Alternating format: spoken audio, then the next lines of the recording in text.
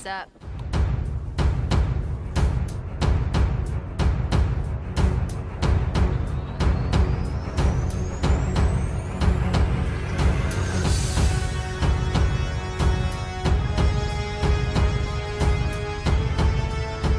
What's up guys, welcome to another video. So in this video I'm going to be covering the two variations I think are the absolute best for Rain. Now he can pick other things for like specific matchups, but I think these two that I found are his most optimal and the ones that he would want to use in most matchups. So the two main moves I have in both these variations is the Geyser Palm, which is this one right here, and Hydro Boost.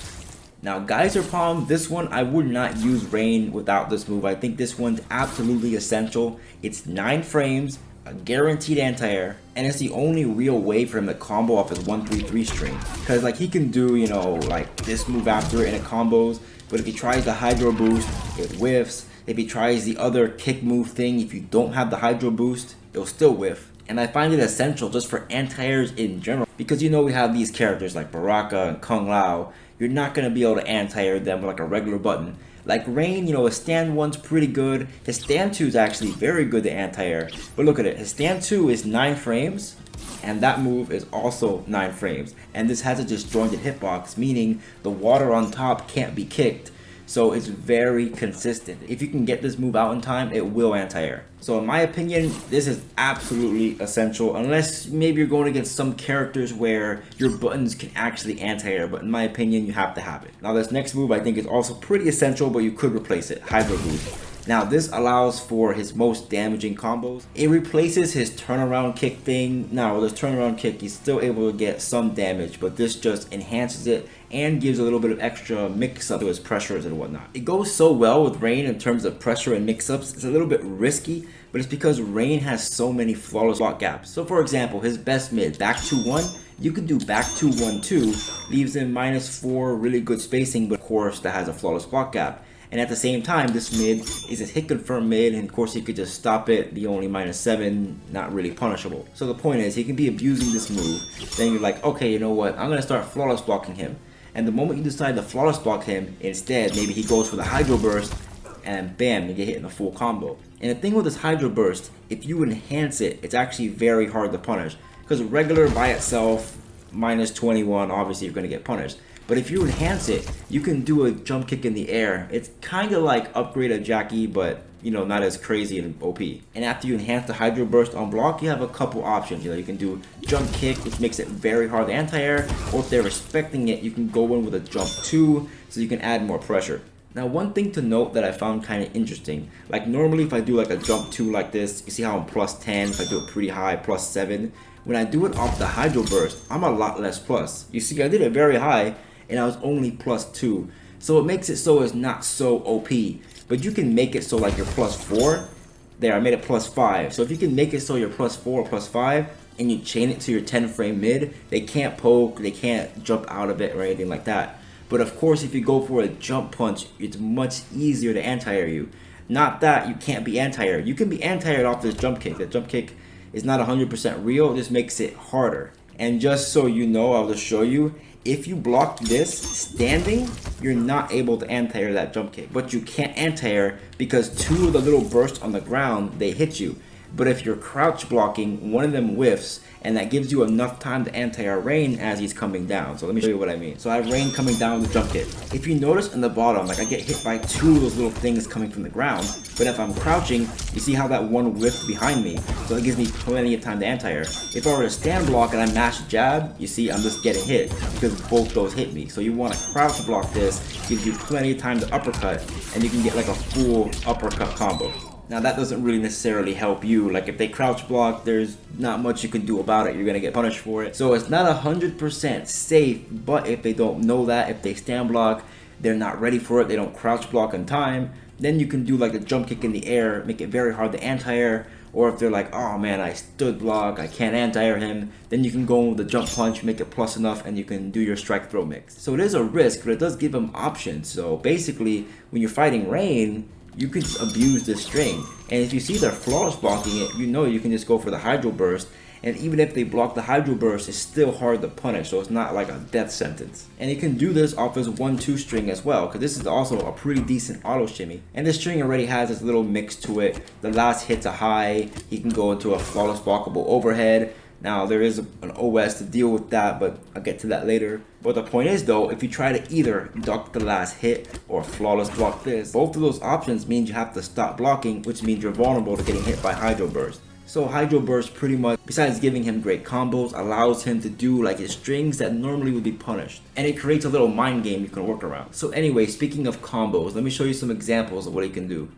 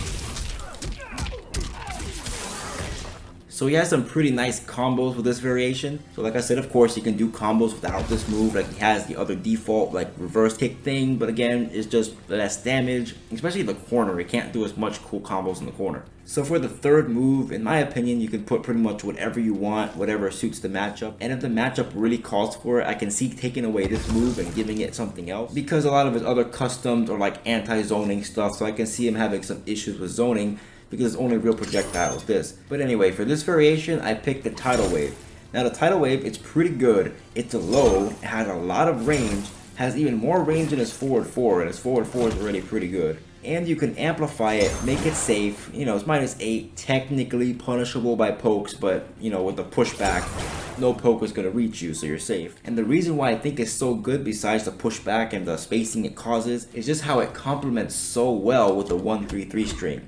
Because this string, like I mentioned before, has mix-ups. You know, you can duck the high, you can flawless block the overhead, but if you go for flawless blocking the overhead, you know, you'll be blocking the high attack. And then this on top of it adds a low option. So there's already 3 different things you're guessing. And then on top of that, of course, he can stagger.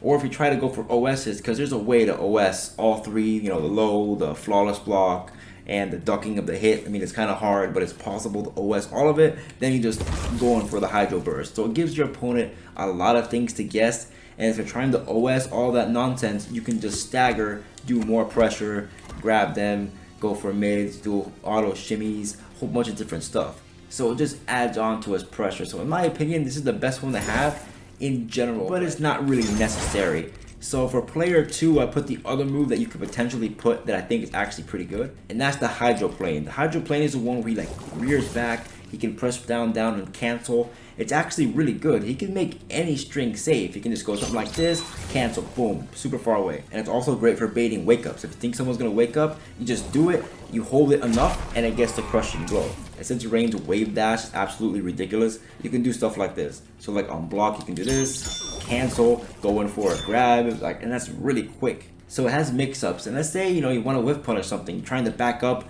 but it's a really good forward advancing string. You're like, all right, I'm gonna back up, do this. He backs up a lot already, then he comes in for the attack. So it's a really good tool for whiff punishing, baiting wake up, escaping, some form of cancel pressure because of his, you know, amazing movement.